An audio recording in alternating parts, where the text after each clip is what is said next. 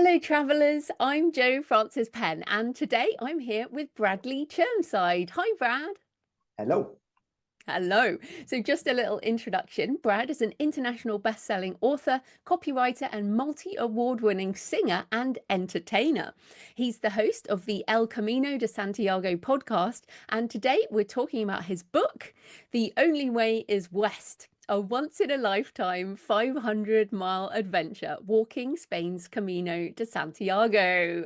And on the video, Brad's just shown the book there. It is fantastic. So we're going to jump straight into it. I wanted to pick out this quote from the book. You talk about a meaningless, empty existence exacerbated by the Monday morning blues. So take us back. What was going on in your life at that time, and why was pilgrimage your answer? Well, exactly what you just described there was a meaningless existence. I knew it had a limit on it. I knew it wasn't a sustainable way of living. And What was it um, though?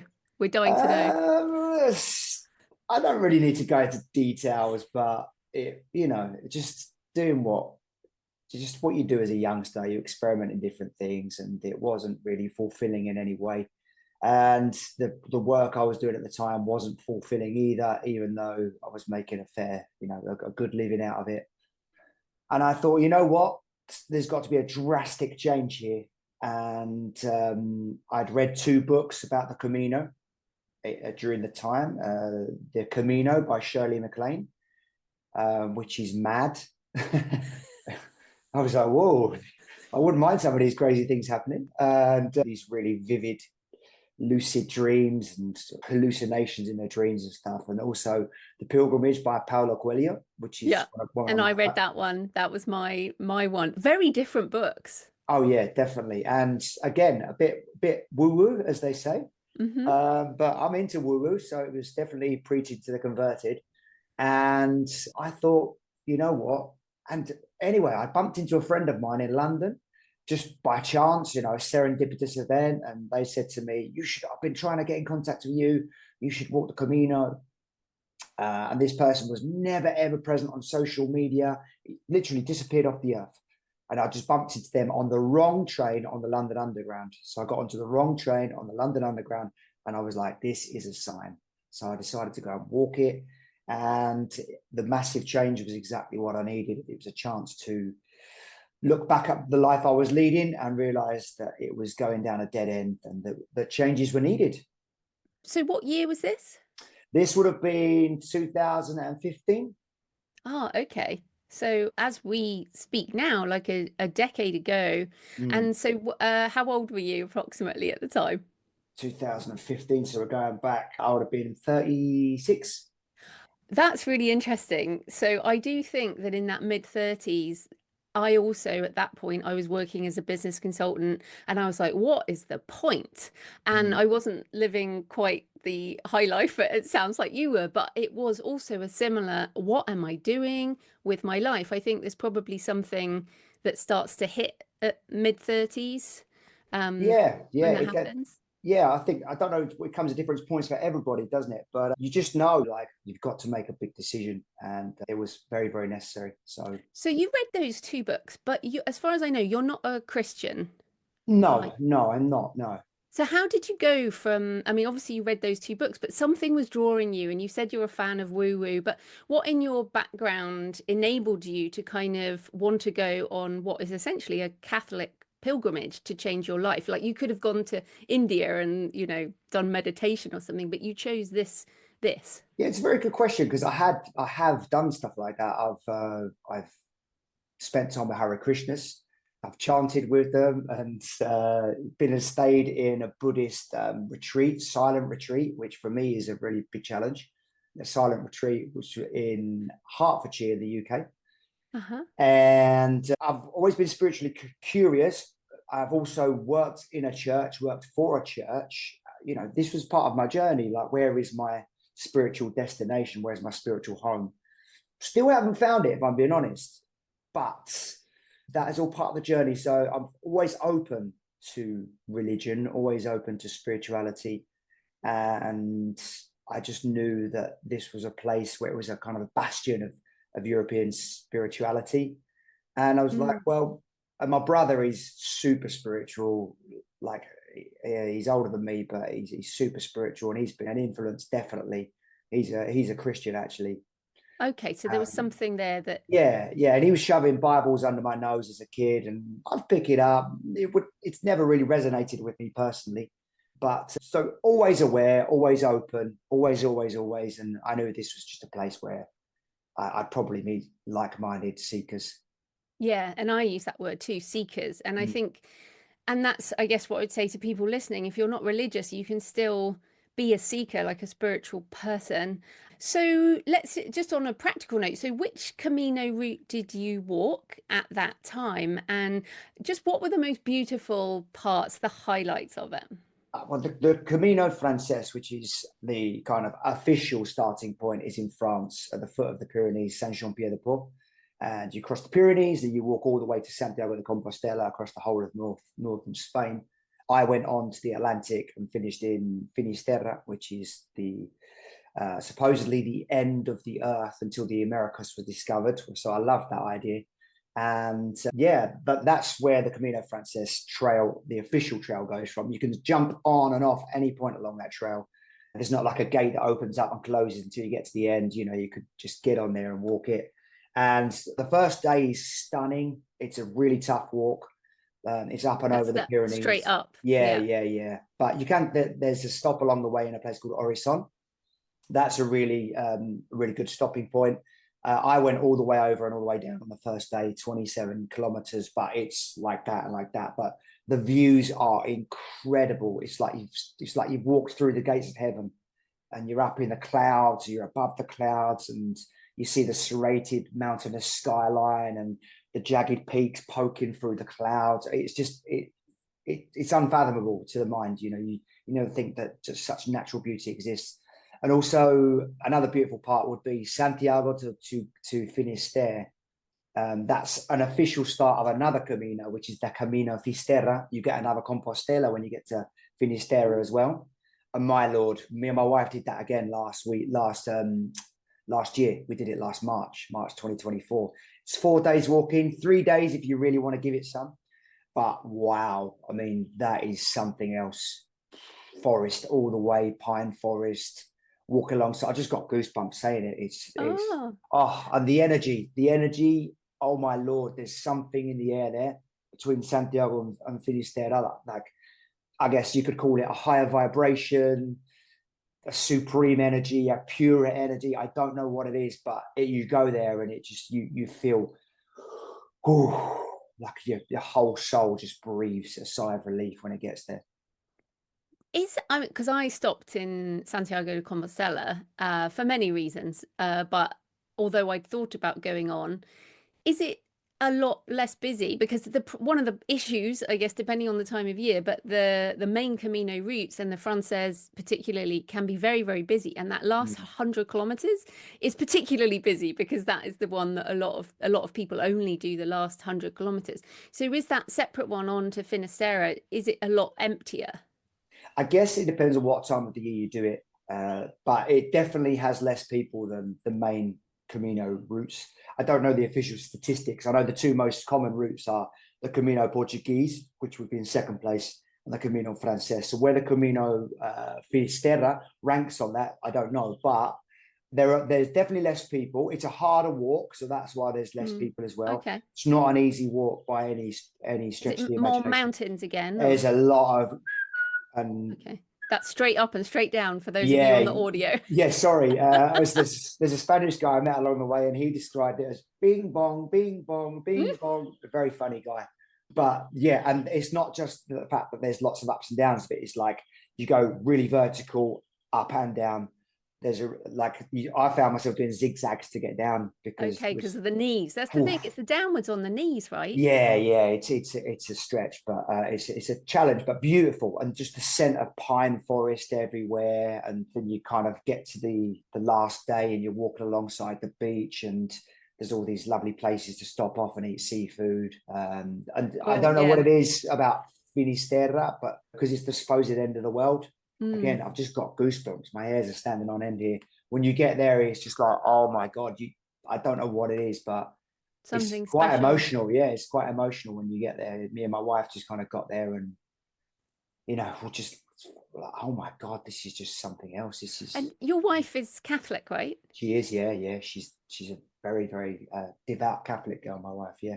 Yeah. So it's interesting. So you both have a different experience of what is spiritual, but Mm, if you both find that place so important, that's really interesting that you feel that way. But winding it back to mm. your original Camino, what were the hardest parts of the journey when you didn't know anything about any of this stuff and presumably had never done a walk that long either? Because it's like 6 weeks, isn't it?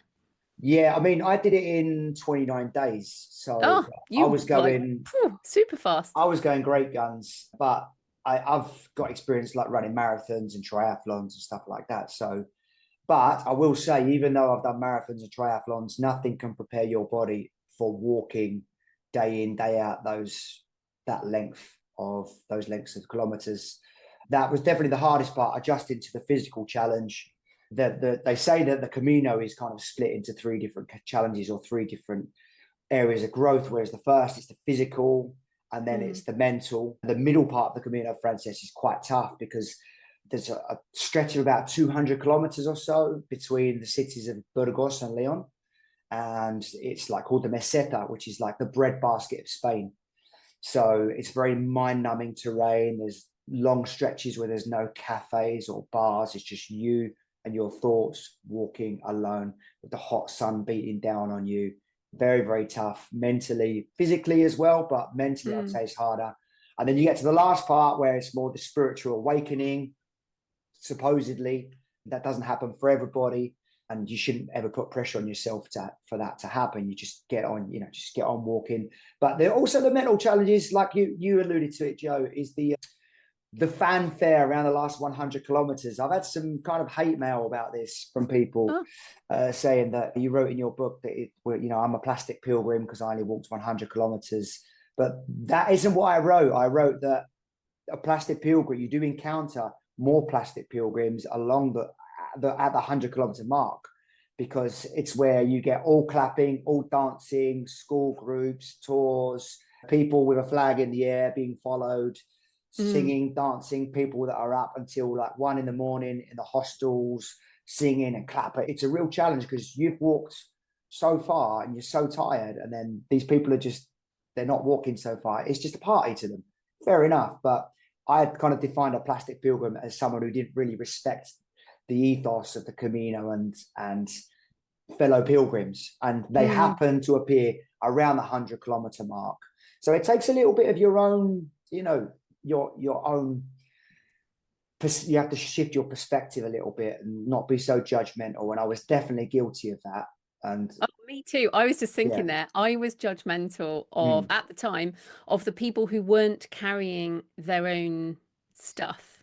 Me too. I'm ashamed to say, yeah, Yeah. And now looking back, I'm like, look, there shouldn't be any shame in however you do the Camino, and it's your Camino, your way.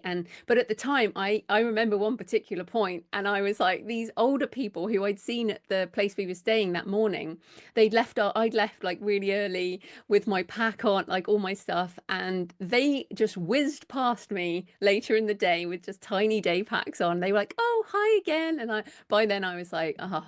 And that day I remember thinking, yeah, you don't carry your own stuff, this judgmental voice in my head. And but like you said, one of the challenges is your own coming up against your own issues, right? absolutely, yeah. And I think that's a point where I was definitely guilty of being a pilgrim snob, no doubt about that. And I look back and I'm a little bit ashamed of myself, really. But at the end of the day, everyone's pilgrimage is different, and that because you're doing such a lot of physical exercise, there's a lot of cortisol coursing through your veins as well. So your stress hormones are at the peak as well. So, you have to forgive yourself a little bit for that, because when you step Mm. back, you're like, okay, there was no need to think like that. And you're only souring your own experience as well, being like that. So I think, Yeah, but again, all of these is meant to be a challenge, and there of are course it is. different levels of the challenge. So, what about some of the more emotional things? You do at one point talk about crying, and you also talked about a rumor of some spiritual ley lines among the Camino paths. So tell us more about that sort of emotional and spiritual side. Yeah, it's hard to define it or explain it really, because first of all, alluding to those ley lines, again, a bit woo-woo, but I'm reading from the Britannia website here. These are not my words. I'm not this articulate. Okay. So ley lines, invisible lines that, according to New Age thinkers, join significant landmarks across the world. They believe them to hold sacred powers. So this is the theory behind it. I can tell you from experience that they say that they believers would say that there are ley lines that run across the whole of the Camino Frances, supposedly in the ground, I guess. I don't know where they are. And they're also, they say that the Milky Way runs directly above it as well. So there's supposedly this explosion of spiritual energy. And I guess lots of people have spiritual energy blocks, and it helps to really open that up. And I guess when that happens, there's an explosion of emotions as well. And with lots of things going, there was different challenges mentally, professionally, emotionally, in my family at the time that I was going through. So it was like, yeah, how can I, why am I crying? I don't know. You don't know why you're crying. You just do. It just happens. And there's also just the great natural beauty that's all around you. You're walking through vines, like red wine vines, and mountains on the sky. Everything's just so beautiful, and you're meeting people from all over the world, lovely people. And on the pilgrimage, I often think, like you sometimes encounter the worst version of yourself, you're also meeting people at the best version of themselves as well, because they're open, they're traveling, they've got out of they've released themselves from the shackles of the 9 to 5. And so just that great mixture, that cocktail of beautiful energy just opens up something, I think. And I guess whether the ley lines are a result of that, or whether they cause that, who knows? But I can tell you there's a special energy on that Camino, and there's something beautiful going on there. And maybe the ley lines are the culprit. Yeah, it's interesting. I like that you said there whether it's the cause of it or because of it, because I also feel that when people are of either of faith and belief, when you worship in a particular place, this is true anywhere in the world with any religion, it's not specifically Christian, there are places where people have worshipped over the years. That might be a pagan place, and there is energy that you can sense there if you are open to it. And I agree. I think there's places like that along the Camino. What's interesting, of course, is I found the Cathedral of Santiago de Compostela, which is, really like 1,000 years old and full of all these relics, and a very holy place for Catholics. I didn't get that sense in there. I don't know. What do you think about the difference between the sort of more humble senses and the really grand places of worship? It's really interesting you say it, because the word I take from that is energy. And even though I don't consider myself a Christian, I love to go into churches because I love the energy in the churches. I love I guess it's a divine, spiritual, pure energy that you where people go there and they emit and they transmit beautiful energy. And I think that's why it's such a good place. And when you go to a place like the cathedral in Santiago, it's more of a tourist site these days. So maybe the energy is different, and people aren't really in there to worship, are they? They're there to take pictures. And to be fair, I was yeah, there. and understandably, it's a stunning cathedral. There's no doubt about it. It's beautiful inside and out, and that special energy I've actually felt I felt more in the city of Santiago, in the squares there's the place outside is Plaza Obradoiro. That's my very poor attempt at Gallego there, which is the national language of Galicia, the local dialect Gallego, or actually it's a language, to be honest. It's not a dialect, it's a language. And in Plaza Obradoiro, I love the energy there, because that's when you see all the pilgrims turn up and finish, and they're all so jubilant and celebrating. Again, it just gives me goosebumps, just seeing them come in, throw their backpacks to the floor and celebrate. It's really nice to watch. When you finish your pilgrimage, it's nice to just go and sit there and have a cold beer and just watch everybody do that. It's really nice. Yeah. Yeah, interesting place. Now, in your book, I felt that your experience was quite different to mine because I was solo and I'm quite a solo person. So I wouldn't say I hung out with people at all, and I got private accommodation, so I wasn't in hostels and all that. But your Camino did seem like pretty people-based, pretty chatty, lots of relationships. So how did people shape the route? And I guess, how can others who might want to walk it meet people but also have time alone? A great place to meet people is always the albergues, the hostels. I mainly stayed when I've gone on my own. I stayed in albergues, specifically because I wanted to meet people more than anything, and they are really economical as well. And just a cheeky little hint there: there's a really special albergue along the way in a little village called Gragnon. And it's like a donativo, they call it. So you give a donation based upon what you can afford to pay. And everyone gets together. There's like about 40 pilgrims. They get together. They all make a meal together. Then they go to worship together in the church afterwards. That's basically the albergue is an annex to the church. So really beautiful experience. I really, really recommend that as a place to meet people. But albergues are a great place to meet people along the way. Also, in the cafes and bars along the way, that's when you often encounter the quirky locals. The locals are very, very quirky, very, very helpful. Even if you don't speak Spanish, it doesn't matter because they talk with their hands. They'll still talk at you anyway. They won't care if you talk Spanish or not. And then you'll meet your fellow pilgrims as well.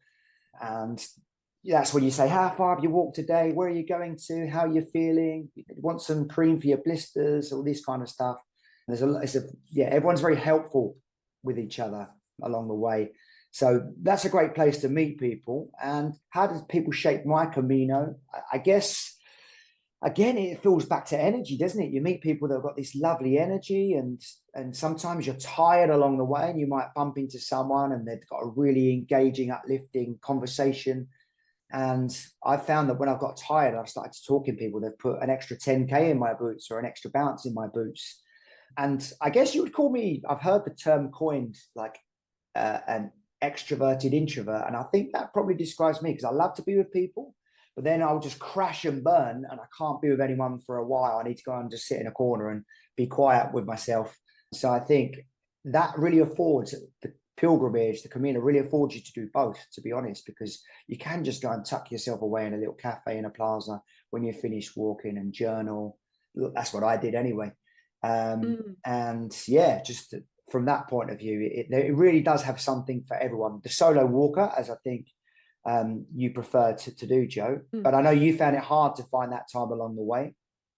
Sometimes when it was busy, but I wasn't chatty like Yeah, you are. yeah.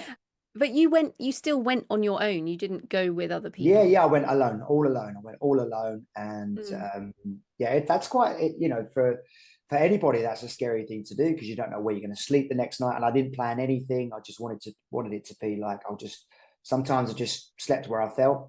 I slept in a church tower one night, which was something I wouldn't repeat, to be honest. But the pigeons were very busy. That's all I'll say.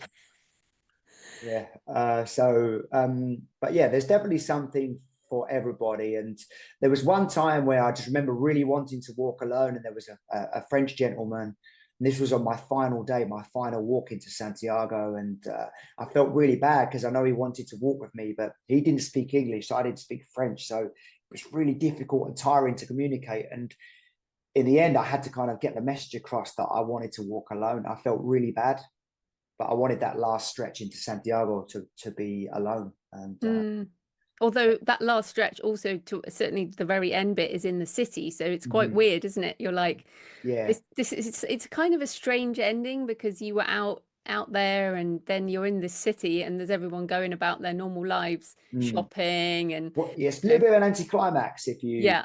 if yeah. And again, I just, like, when you say people shaping your way, I just remember an old fella outside, like really old man outside a cafe. The Spanish, they love to smoke, and there's a guy smoking a cigar, and he just raised his cigar to me as I walked past him, and that really, really gave me a lift. I don't know why, it really did. I'd never It's forget nice that. that you remember that. Yeah, Um, well, then let's talk about the ending, because you obviously went with a purpose to make, you said, a drastic change, a yeah. dramatic change in your life. So what did happen as a result of your that first Camino? Yeah, it's more like what didn't happen. To be honest with you, I changed everything. I was dropped the business I was running. I just closed it. I could have sold it, but I was like, you know what? I don't care about the money. I just didn't want to do it anymore. So I closed that down, changed jobs, and yeah, I decided that I was going to move to Spain. So I moved to Spain. My plan was never to write a book. My plan was never to write a book. I didn't know I was a writer at the time. I've always written, I've always enjoyed writing, but I just thought I kept a journal, and Mm. I was sending emails because I was like, I'm going to get off social media. Like, if there's one thing I've found, is that social media drains my battery, my mental battery, and staying off it charges it. So sadly, as part of what we do, social media is an integral part, and sometimes it uses you rather than you use it. But yeah, just massive changes, and I ended up writing the book. I after I got back, I just kind of put together all of my journals and my dictaphone commentaries, and I sent it to friends and family for Christmas, just as a say, yeah, this is just a. And so many of them got back to me and said, "This is so good. You should do something with this." And I was like, not sure. But in the end, I decided to do so, and yeah, and this little baby was born, and an alternate career was also born as well. So I've kind of got two careers that actually complement each other now, which is great. Which is the writing and your entertainment. Yeah. I'm one of those cringy entertainers, sadly. I So love that though. It's so apologies, no, it's so apologies. interesting though, because to me, the way you talk about the Camino and being a spiritual seeker, and then an idea of you sort of being in some nightclub doing entertainment, how do those two things go It's really together? interesting because, like, I don't really drink alcohol these days because I live in Spain now. The odd beer, yeah, a cold beer in a lovely cafe, that's nice. That's about as much as I'll drink. And in my industry, I'm always being like pushed drinks, and I just have Mm. to turn them down. There was one, me and my wife did a gig a couple of weeks ago, and the barmaid just come and put two shots in front of us and insist we drink it. I was like, oh, do I have to? Oh. And it just felt like poison. So it's strange. It's strange that there's really two contrasting lifestyles, but in actual fact, they really complement each other, because I have all day to write, and then I go to work in the evening, and it's great. I've found my vocation, which is an alternate vocation, which is writing, and Mm. I love doing the entertaining as well. I really, really enjoy it, and I really feel like it was something I was born to do. I've got this kind of bubbly personality. Some people might call it annoying. I don't know, but I think it, I think it's charming that you do both. Do you sometimes, like, if you're in a club or something, do you sometimes see young men who were like you were, and you can't really say anything because you're so old and mature oh, of now? course, yeah, of course. I look at them, I'm like, yeah, that's me. That's the annoying version of myself. And in some ways, it helps me to do the job, because I'm able to permit them, tolerate them in a way, as if I was like thinking, oh, I'm something special, or I'm better than that. At the end of the day, I'm just a PE teacher that ended up being a singer, an entertainer, and a writer. And thankfully, I'm making a living out of it, and I'm really grateful for that. But yeah, I, there's I definitely. I'm just, I've always been the cheeky chappy, the happy-go-lucky character, and like I say, some people might find that annoying, but and that's no, I why, think it's yeah. also really important, because I know, like, I'm quite a serious person, and the point is you can enjoy doing the Camino. You can be a happy, laughing pilgrim. You don't have to be like a serious, super spiritual, oh, my life is so awful kind of thing. Sometimes it all gets a bit too serious. I think the Camino definitely has that element to it, and pilgrims, obviously, they're there to search, they're there to Mm. seek, they're there to find answers. So when they meet a character, so some of them might meet a character like me and think, who is this idiot? like just leave me alone. And I don't blame them for that. I might probably think the same, to be honest. But then there should be a bit more of a fun element. Like, for example, I've been on certain Camino forums and gone on there with my, just the way I am, a bit jokey. And I've just been trolled by people.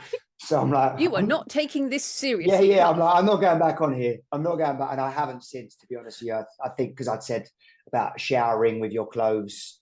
I said it's a good way to clean your clothes. And then the people are on there saying, you shouldn't shower your clothes. You're wasting water. And I was like, oh, okay. I didn't know that. I would agree that showering with your clothes is the best way. I mean, that's what you do. You put them under your feet and you wash yourself and then you stamp on them because the soap and the shampoo. I mean, that seems not like wasting water to me.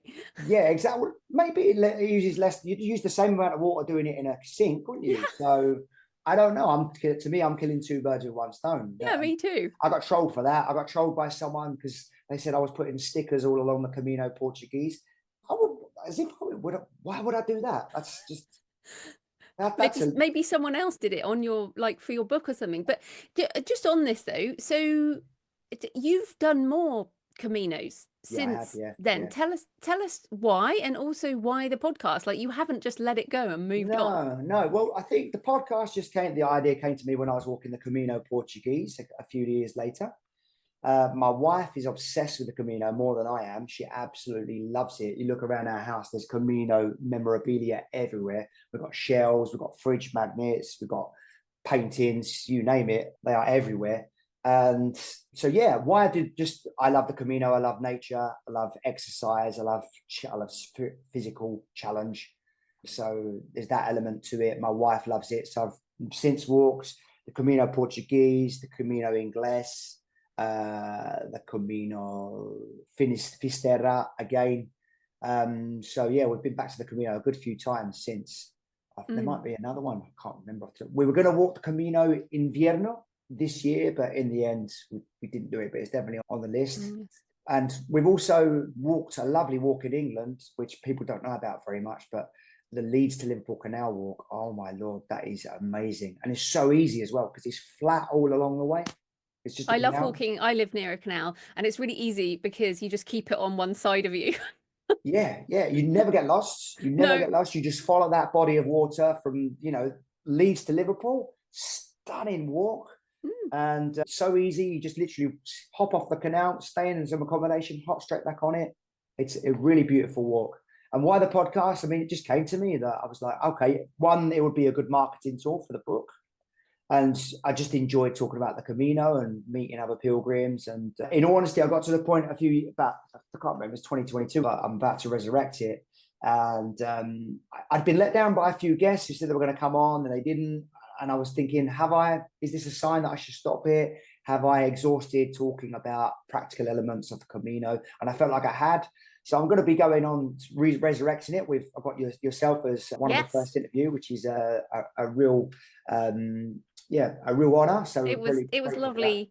And it's a different conversation to this one. Like, you were interviewing me about my pilgrimage. So it was quite different, and people can find that interview over there, hopefully by the time this goes out. And your book is really interesting as well because it's not only a memoir, it's also kind of like a bit of a self-help guide as well. And there's also loads of practical tips for planning the Camino and training our books tips. are really different, don't you think? Yeah, definitely. Yeah, your readers will probably hate my book, to be honest. Oh no, I'm only joking. I'm joking. No, your book is full of characters, and that is fantastic. Whereas on mine, because it was solo, I'm the only character pretty much. Yeah, well, one of my writing mentor kind of said to me, he's always said to me, character squeeze, character squeeze, character squeeze, character squeeze. And it's like, when I was thinking, wow, there's so many people, I don't even need to, they're dripping character. I don't need to squeeze them, So I was like, that's got to go in. So, and the podcast is something I'm really excited to resurrect, to be honest, because it's continued to grow in its listenership and its following, even though I haven't done anything for 3 years. I'm still getting messages regularly saying, oh, it was so inspirational, your podcast. I think because for someone that's never walked the Camino, and someone that's maybe a pilgrim looking to refine their routine, they've got a lot from it. And you're going on there listening to people that have had such a good time on the Camino, and it gives people that haven't walked it that motivation and that incentive to do it. So, have you done a solo episode on there about the Finisterra? I don't think so.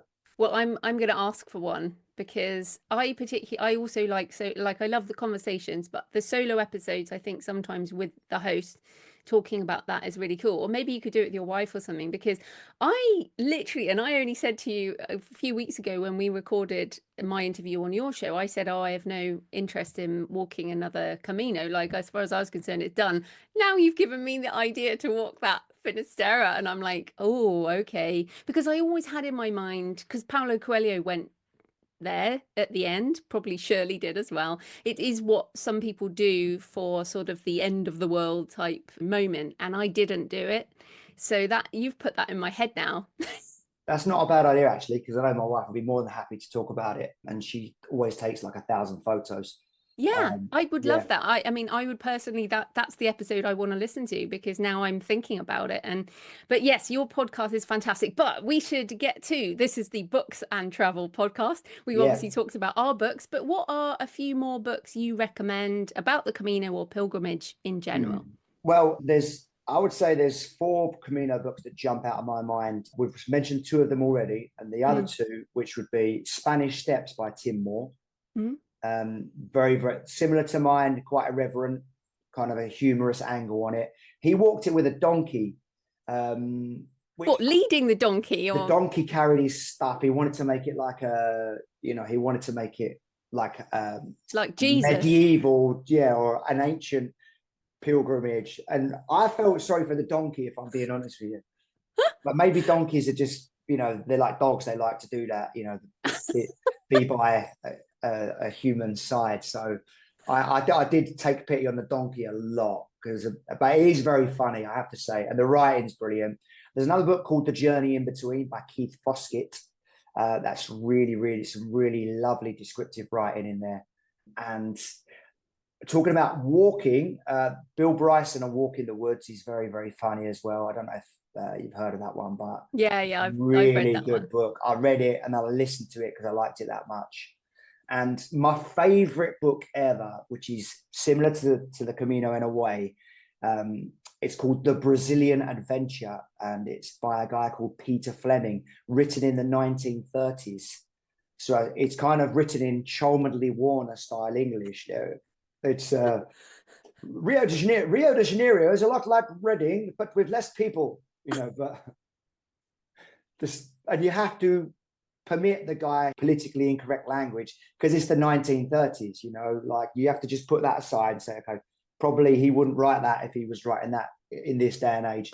There's a few things where you read, oh, you should be writing that. Yeah, there's a few kind of Margarita Grin moments, like oof. But fantastic writing. My God, he's a vocab gymnast, that guy. Oh my God, the writing is incredible. So The Brazilian Adventure, and he's trying to find. He's going to Virgin Territory into Brazil, into Virgin Territory in Brazil, to look for a guy that he's not sure if he exists or not, still in an area if he's not sure if it exists or not either. So the whole thing's just a calamity the whole time. But it's the writing is incredible, and the adventure, the beasts, the crocodiles, the snakes, all of this kind of stuff. It's just like that sounds fun. And through the lens of someone who's like very understated. This day and age, we have to overstate everything to get attention. But I saw a snake and it tried to kill me. I shot the bugger, stuff like this. It's like very funny. Oh, very excellent. Funny. Oh, well, this has been fun. So where can people find you and everything you do online? Yeah, well, my books are on Amazon. I just search for The Only Way is West and you'll find it on there. It's got 4.5 out of 5, 1,500 plus reviews. So it's reviewed quite well. And I've written another book, which is just a quick show, The Not From Round Here, which is about me being a Southerner living up north during the pandemic. Not From Round Here, memoirs of a soft Southerner up north. And so I write funny memoirs, basically. And you'll find them on Amazon. And the podcast? The podcast, you could just go on to wherever you listen to your podcast and just type in Camino de Santiago Pilgrims Podcast, Camino de Santiago Pilgrims Podcast, and you'll get 87 episodes of lots of Camino tips, tricks, and hacks. Brilliant. Thanks so much for your time, Brad. That was great. Thanks for having me. It's been a pleasure.